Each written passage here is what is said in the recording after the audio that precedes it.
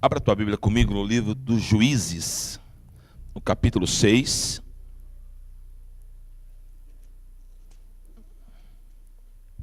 Juízes, capítulo 6.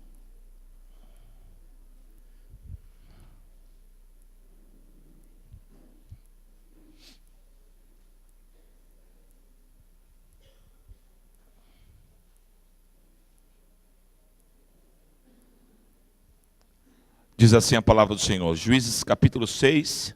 Nós vamos ler do versículo 1 em diante. Diz assim, Fizeram os filhos de Israel que era mal perante o Senhor. Por isso o Senhor os entregou nas mãos dos midianitas por 7 anos.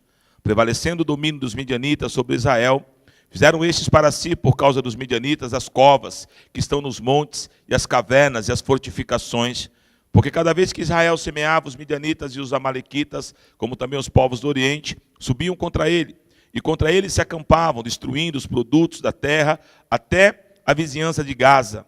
E não deixavam Israel sustento algum, nem ovelhas, nem bois, nem jumentos, pois subiam com seus gados e tendas, e viviam como gafanhotos, em tanta multidão que não se podiam contar, nem a eles e nem aos seus camelos, e entravam na terra para destruir. Assim Israel ficou muito debilitado com a presença dos midianitas. Então os filhos de Israel clamavam ao Senhor.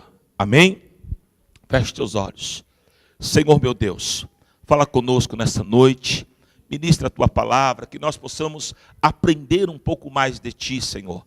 Que o teu Espírito Santo quebre as cadeias, quebra os impedimentos, Senhor, mas que haja, que o povo seja receptivo à tua palavra, que eles possam fazer uma leitura de si próprio, que eles possam enxergar aonde está o erro, para que haja cura, para que haja transformação. Desde já eu te peço, me usa pela tua graça e pela tua misericórdia, que todo embaraço, todo nó que o inimigo intenta contra as vidas seja desfeito, Senhor, e que nós possamos ouvir a tua voz. É isso que eu te peço e te agradeço em nome de Jesus Cristo. Amém, Senhor. Amém? Diga para a pessoa que está do seu lado, Deus tem chuva de bênção para a tua vida. Amém? Glória a Deus, pode sentar.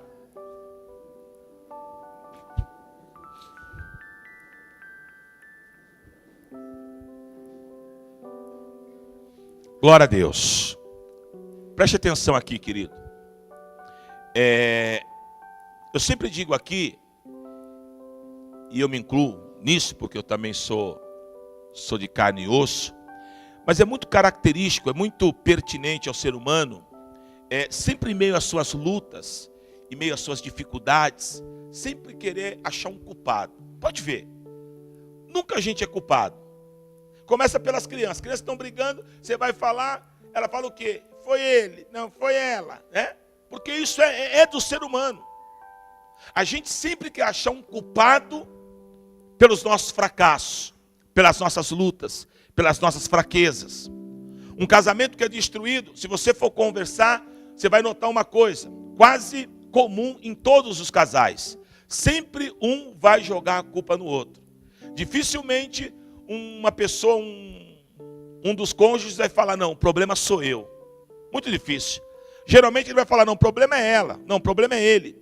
Porque isso faz parte do nosso dia a dia. E aí as pessoas passam às vezes por dificuldades e por lutas, e elas querem achar um culpado.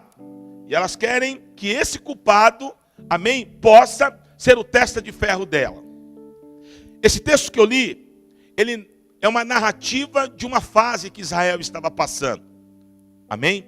Nessa época dos juízes, Israel passava por uma fase difícil, onde o povo tinha perdido o referencial da fé, onde o povo estava descredibilizando Deus, onde o povo estava saindo do centro da vontade de Deus. E o pecado, meu irmão, ele gera um produto, ele gera um resultado. No Novo Testamento diz que o salário do pecado é a morte. Então, esse momento era um momento de luta. Por quê? Nesse momento que eles estavam afastados, distanciados de Deus, o que estava acontecendo? A Bíblia diz que os midianitas, os amalequitas, todo o povo do Oriente ia, e todo o trabalho que Israel tinha durante o mês, vamos só para te nortear, né? Durante o mês, o que acontecia? Eles trabalhavam, e aí os midianitas vinham e roubavam o plantio, roubava os gados, Então Israel não produzia mais para si. Ele acabava produzindo para os saqueadores. Então era um momento difícil. Israel estava debilitado. A palavra diz isso, debilitado.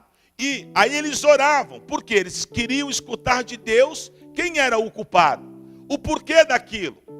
A leitura que eles faziam, nós temos, uma raiz. Os nossos pais, tiveram uma raiz. Nós somos o povo de Deus. Por que estamos passando por isso? É mais ou menos o que nós falamos nas nossas orações. Por que, Senhor, o meu filho está passando esse processo? O porquê, Senhor, eu estou passando isso? O porquê, Senhor, me mandaram embora da empresa? O porquê, Senhor, eu estou travando essa luta dentro do meu casamento? Porque, na verdade, eu quero escutar de Deus que culpado é ela. Não, é o meu cônjuge que é culpado. Não, o culpado é o meu gerente. Por isso que eu fui mandado embora. Não, o culpado é o fulano. Eu quero achar um culpado. Só que, na verdade, aqui, o culpado era o próprio povo. Eles estavam colhendo aquilo que eles estavam semeando. O distanciamento de Deus ocasionou esse problema, um problema sério, aonde eles eram saqueados, aonde eles estavam ali sem nenhum poder de reação. Escute que eu vou te falar algo da parte de Deus.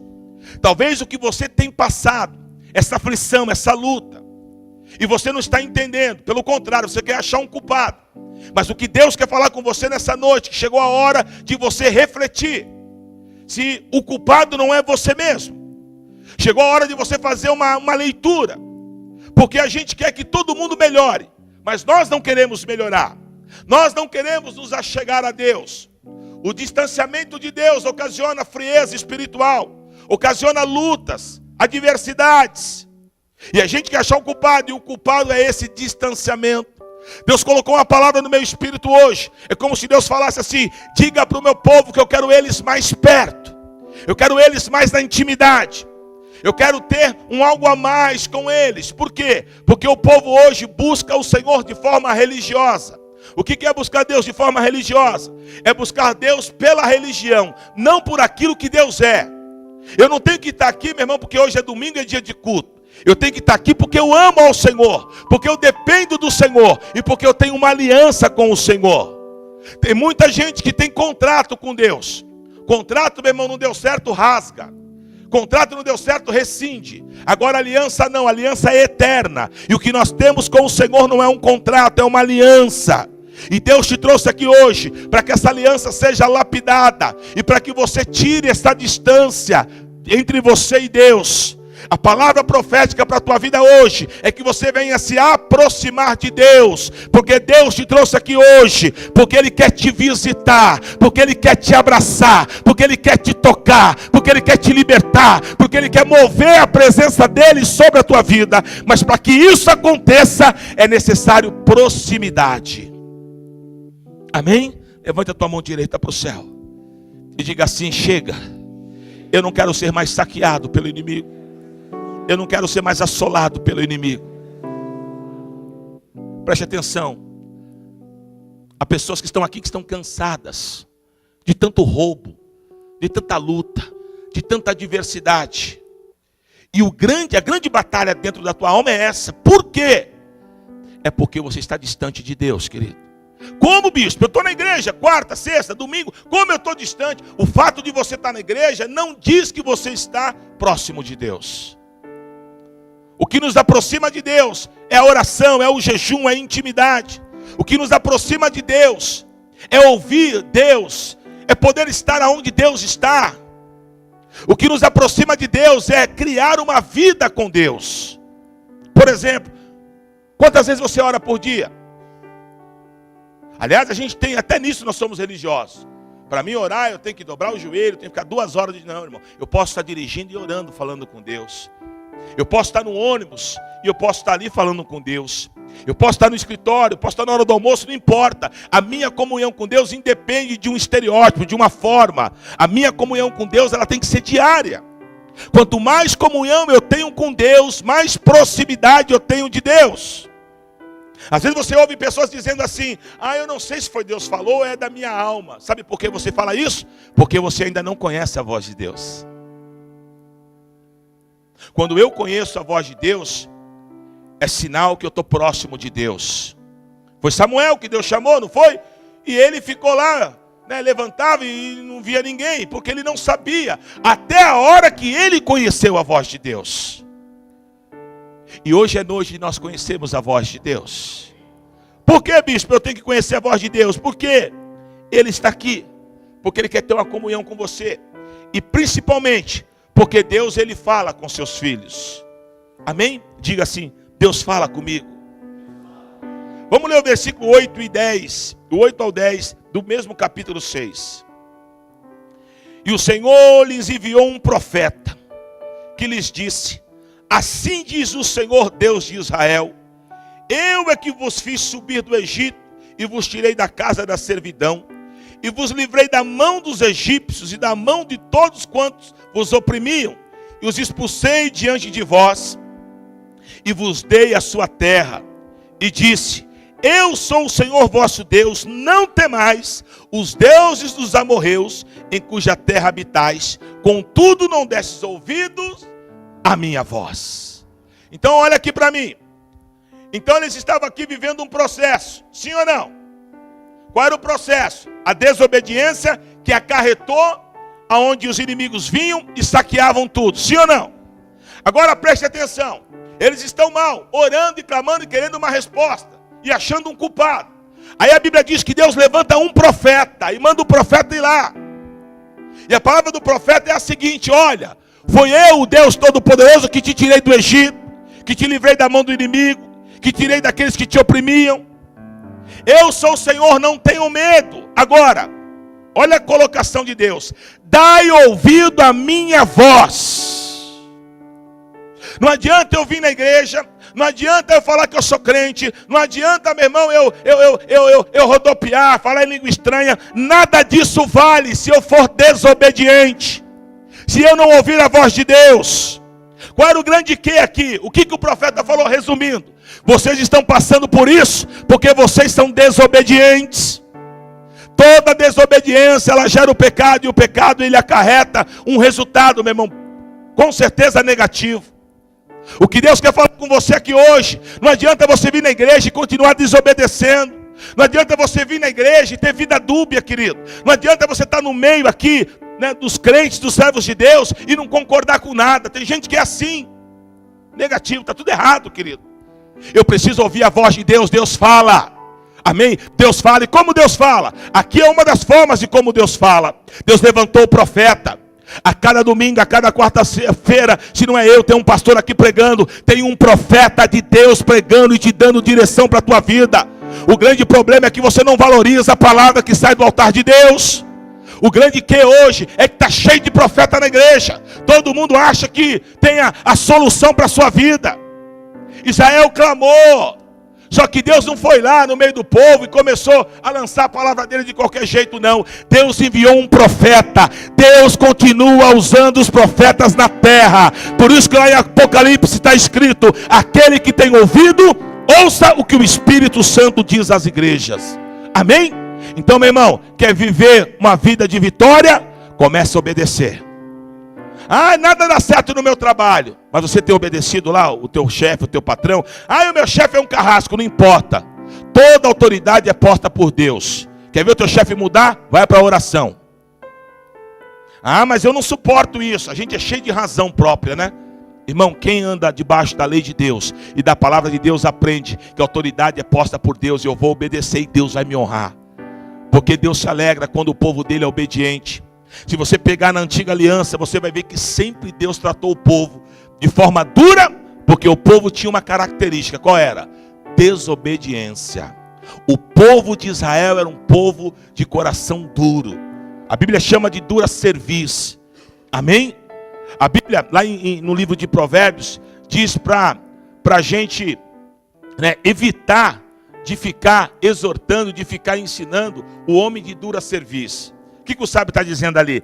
Pessoa dura de coração, ela não assimila a verdade, porque ela anda por aquilo que ela acha. E você não foi chamado para andar por aquilo que você acha. Você foi chamado para andar na direção de Deus. E às vezes a direção de Deus, ela é contra aquilo que eu quero. O pastor João falou uma coisa esses dias que eu achei interessante, é uma verdade.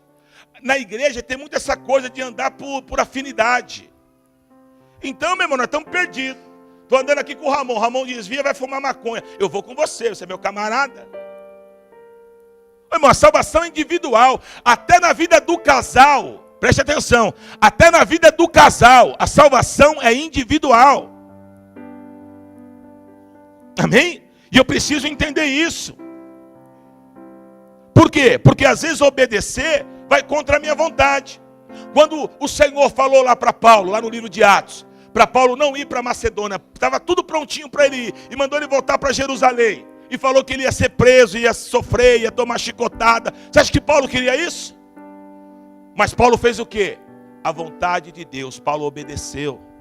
Nós precisamos obedecer, irmão. Quem obedece vive a bênção do Senhor. O povo estava passando isso aqui porque era desobediente. E desculpa, eu tenho que falar porque nessa noite eu sou profeta, boca de Deus para a tua vida. Tem gente passando luta aqui dentro da igreja porque é desobediente, porque é de coração duro, porque é de serviço dura. Começa a quebrar isso da tua vida, começa a obedecer e a tua história vai mudar. Começa a ouvir a voz que sai da boca do profeta. A Bíblia diz: creais os vossos profetas e prosperarei. A igreja contemporânea não quer mais andar segundo a direção do pastor, quer andar aleatoriamente, quer andar por aquilo que acha. Deus não trabalha assim, meu irmão. Nós temos um governo e esse governo é teocrático.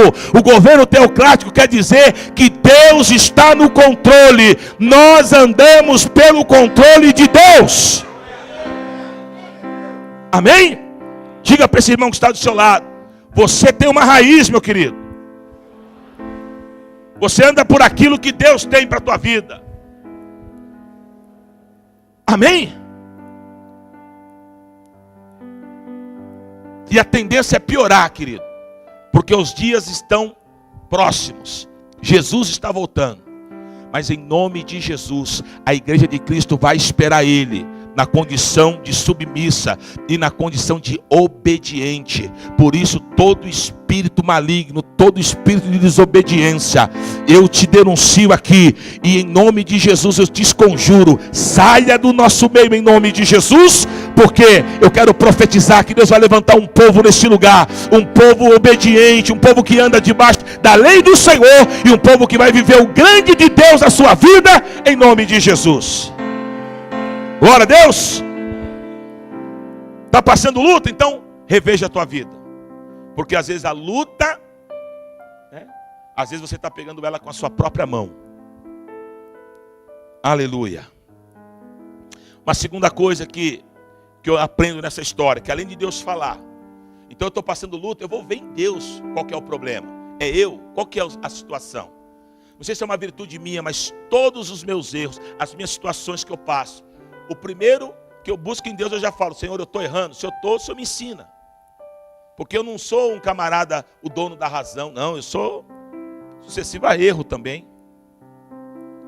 Então a primeira coisa que eu aprendo, eu tenho que ouvir Deus. Segunda, independente da aflição que eu tiver, da luta que eu tiver, Deus enviará um libertador.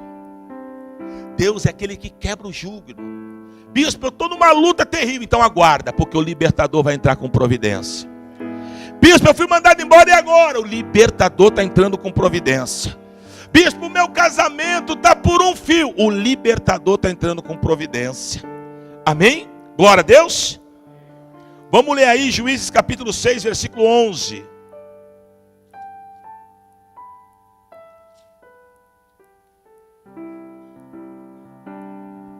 Então veio o anjo do Senhor e assentou-se debaixo do carvalho que está em Ofra, que pertencia a Joás, o abiesrita. E Gideão, seu filho, estava malhando trigo no lagar para o pôr a salvo dos midianitas. Amém? Na verdade é do versículo 11 até o 24, mas eu vou ler só o versículo 11 para a gente dar uma resumida no tempo. Então todo esse quadro era um quadro contrário. Deus precisava reverter. O que Deus faz? Deus levanta um homem por nome Gideão. Um homem que humanamente não tinha condições nenhuma. Um homem covarde. Um homem que tinha uma autocomiseração terrível, que se achava o coitadinho, o menor de todos. Um homem que não tinha condição nenhuma de ser um libertador. Mas Deus, Ele é expert em fazer isso. Porque Gideão não tinha aparência, Gideão não tinha nada. E Deus foi, trabalhou Gideão, você conhece a história, usou Gideão, Gideão tinha lá um exército, Deus foi tirando, ficou com 300. Mandou Gideão para a batalha e deu vitória. Um homem que humanamente ninguém dava um tostão. Se nós estivéssemos lá, Ramon, e alguém falasse, olha quem vai ser o libertador. Eu olhar para você, você olhar para mim, a gente ia dar risada. O quê? Esse aí? Isso é um covarde. Como que ele vai lá? Preste atenção. Há 2014 anos atrás, Deus levantou um outro. Esse é o maior de todos. Que ninguém dava um tostão. Um, que segundo a minha Bíblia diz, era um aflito. Não tinha formosura nenhuma. Um, que na sociedade ou na comunidade era o filho do Zé Carpinteiro, da Dona Maria. Um, que não tinha. As pessoas olhavam, onde está a deidade desse? Esse não é ninguém. Mas esse era o Filho de Deus, Jesus Cristo. Deixa eu te falar uma coisa para você.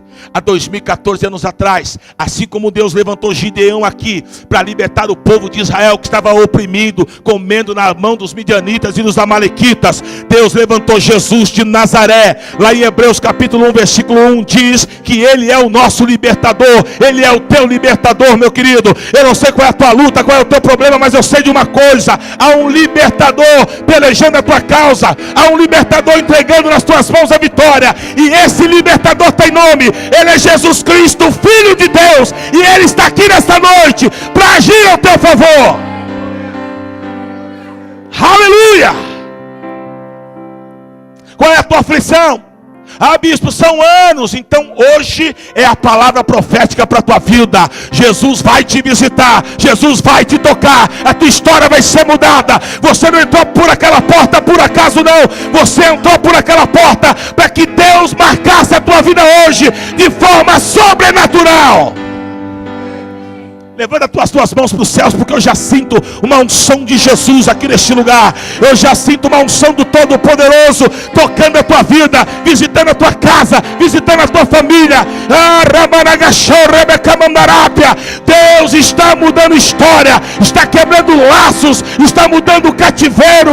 O libertador de Israel, Ele está nesse lugar. Aleluia! Aleluia. Deus nunca vai deixar o seu povo em vergonha. A Bíblia diz que eles ficaram 7 anos.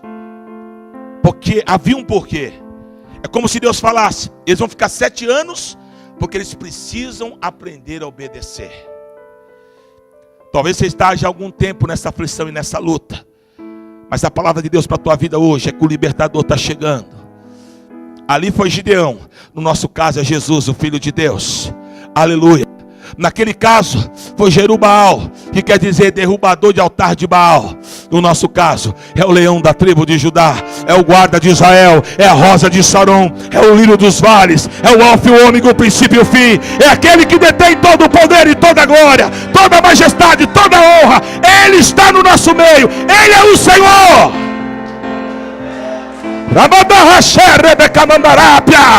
Eu quero profetizar sobre a tua casa libertação. Eu quero profetizar esse vício que te atormenta. Recebe libertação hoje. Recebe o toque do libertador. Recebe o toque do libertador. Chega de opressão, chega de luta, chega de adversidade, chega de vergonha.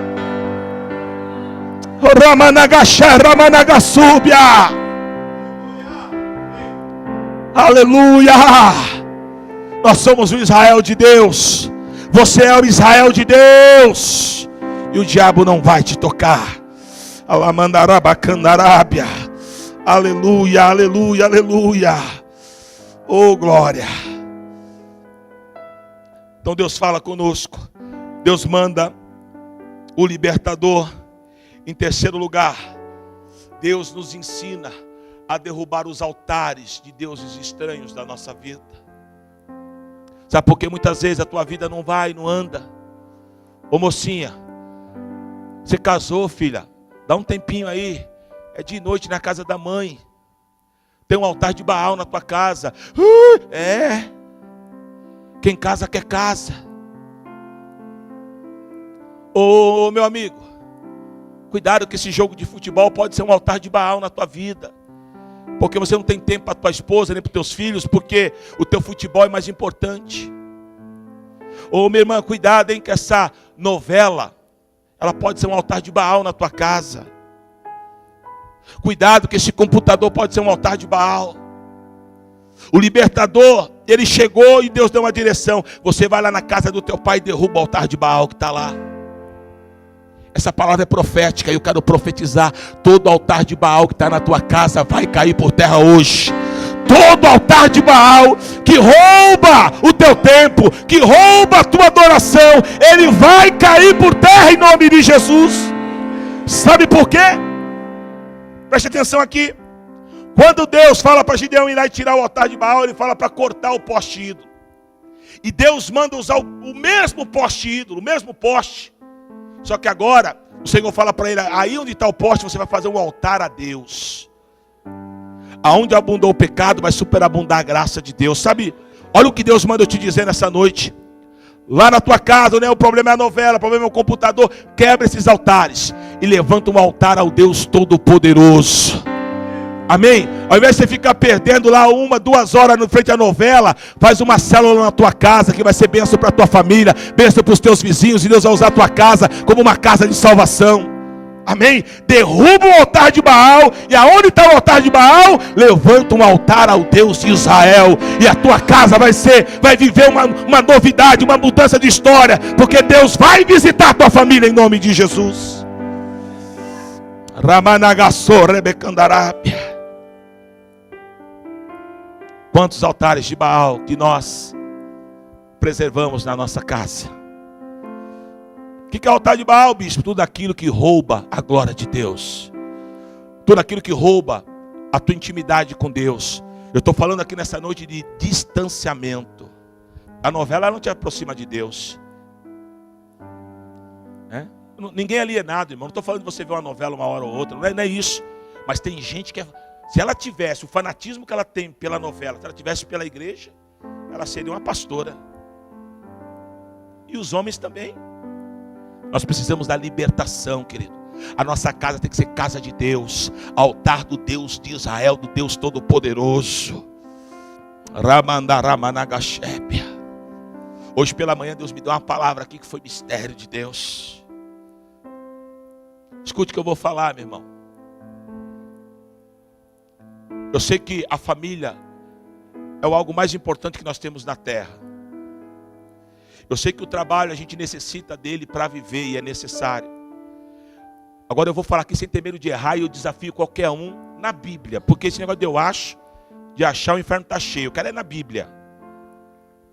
Se a tua família, se o teu trabalho for mais importante do que Deus na tua vida, você está totalmente desfocado. E eu preguei aqui hoje 2 conceitos. O primeiro, quando Deus chamou Abraão, a primeira coisa que Deus falou para Abraão, o que foi? Larga a tua parentela.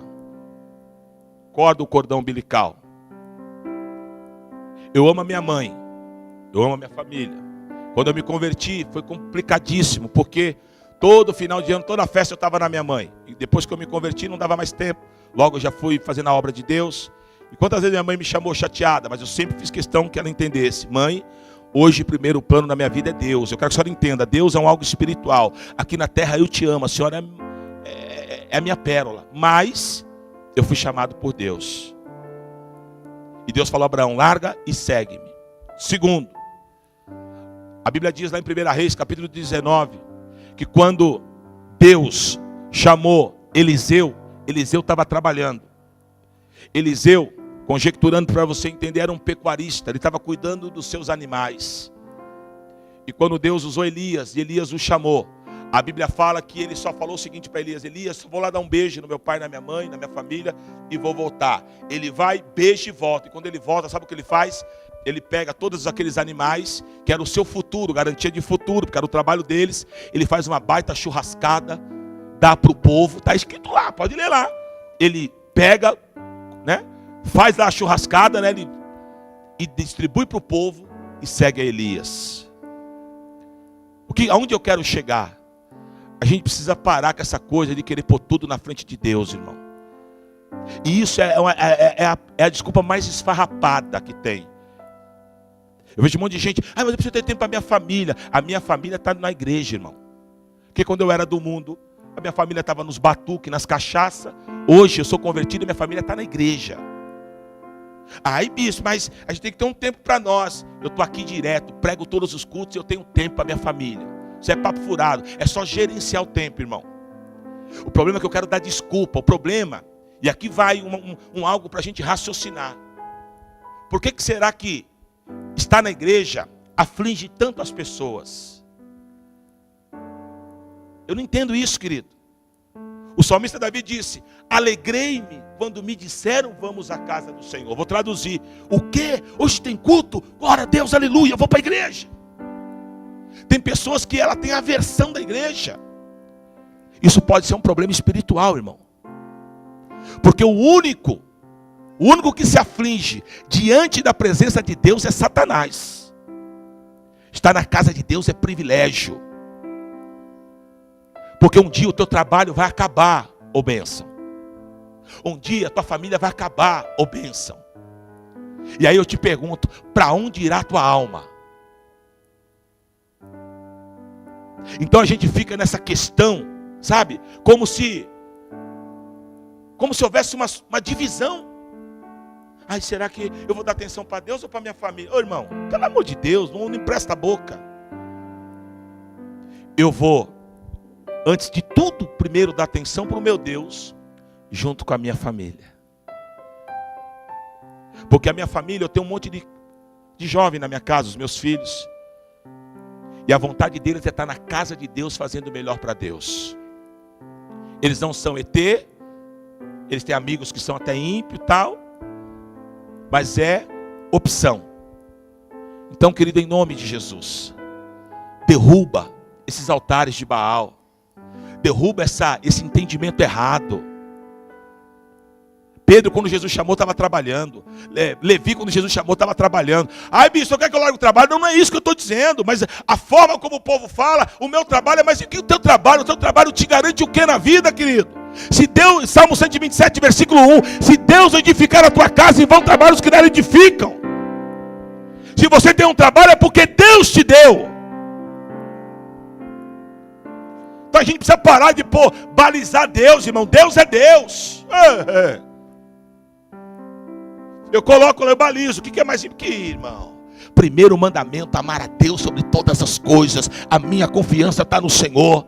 Quando eu trabalhava no secular, e eu nunca, para a glória de Deus, irmão, não é sem nenhuma jactância, eu nunca ganhei migalha, não, ganhava muito bem. Já tive empresa, sempre fui um camarada que trabalhei por conta, vendia ferro e aço, trabalhei muito tempo com sucata, dava muito dinheiro. Mas quando Deus me chamou, irmão, eu sempre entendi, a pastora é minha testemunha. Eu sempre falava para ela, eu quero largar tudo, eu quero servir a Deus.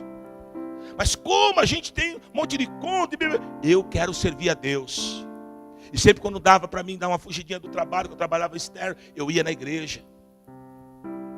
Porque ali estava o meu prazer, irmão. Faz 20 anos. E até hoje, Deus não me abandonou, nem me desamparou. Porque eu creio que quando Ele chama, Ele supre. Amém? Então, meu irmão, cuidado. Porque não, trabalhe, tem que trabalhar.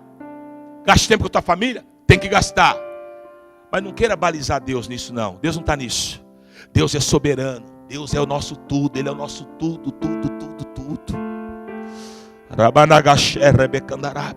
Sabe o que é isso, irmão? Isso é sinal da deficiência da igreja contemporânea. Onde as pessoas estão querendo balizar Deus com o nosso dia a dia. Que é isso, irmão? Deus é soberano. Ai, que saudade dos Billy Grahams da vida.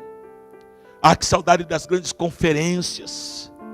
Isso está se acabando. Por quê? Porque a pessoa só sabe olhar para o seu umbigo e ver o que lhe apraz. Não, isso não é evangelho. Isso é altar de Baal. E tem que cair por terra em nome de Jesus. Levanta a tua mão direita e diga assim: Deus, seja o meu tudo.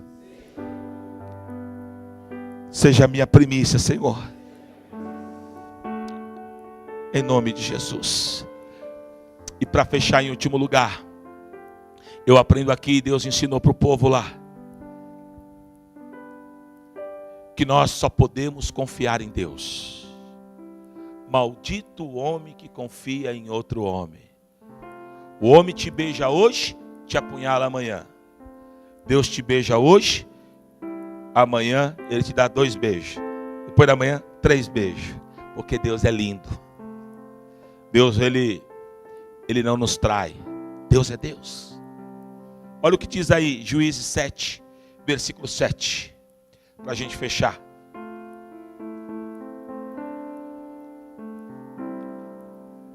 Então disse o Senhor a Gideão: com estes 300 homens que lamberam a água, eu vos livrarei e entregarei os midianitas nas tuas mãos, pelo que outra gente toda que se retire, cada um para o seu lugar. Amém? Vamos entender. Milhares de pessoas tinham, mas Deus só usou 300. E qual foi a característica desses 300? Ao beber água, eles beberam mais vigilantes. Deus quer levantar uma igreja vigilante, irmão. Deus não quer mais uma igreja adormecida. Tem muita gente dormindo dentro da igreja. Primeira coisa que Deus colocou na boca de Ageu quando eles saíram do cativeiro, a Bíblia fala que o Espírito de Deus tomou como se tomasse as áreas mais importantes de um estado. Então Deus visitou o profeta, o sacerdote, Deus visitou o governador. Por quê? Porque todos eles precisavam despertar. A igreja precisa despertar. O pecado está entrando na igreja, o pessoal está balizando Deus, as pessoas estão achando que é qualquer coisa. Não, Deus continua santo, Ele é santo, santo, santo, santo. E nós como igreja temos que entender que Ele um dia virá e resgatará a sua noiva. Preste atenção, porque Deus não é adúltero. Ele não tem 2, 3, 4 noivas não. Ele tem uma só. Quando o Senhor voltar, Ele não vai vir buscar a igreja A, B ou C. Ele vai vir buscar um povo lavado e remido no sangue do Cordeiro, que não tem altar de Baal na sua casa, um povo que escuta a voz de Deus, um povo que é obediente e um povo que é vigilante. Essa é a condição que Deus tem para mim e para a tua vida nessa noite. Eu quero receber para mim em nome de Jesus. Eu quero que você receba para a tua em nome de Jesus. Glória a Deus. Amém? Quando eu entender isso, a luta vai cessar. Porque aí os 300 foram. Humanamente era impossível, mas Deus trovejou, Deus entrou com providência, irmão, e o milagre aconteceu. Amém? Eu quero te falar que há 2014 anos atrás também trovejou. E diz a Bíblia que a terra tremeu, o véu foi rasgado, e o acesso ao Santo do Santo foi dado para mim e para você pelo nosso libertador. Então a partir de hoje você vai falar não para essa luta. Mas não é não porque você quer, mas você vai mostrar para essa luta que você serve a um Deus, que o véu foi rasgado e você tem acesso ao Senhor, ao teu libertador, pelo santo e novo e vivo caminho. E o Senhor vai te visitar hoje com libertação, com poder e com milagres em nome de Jesus.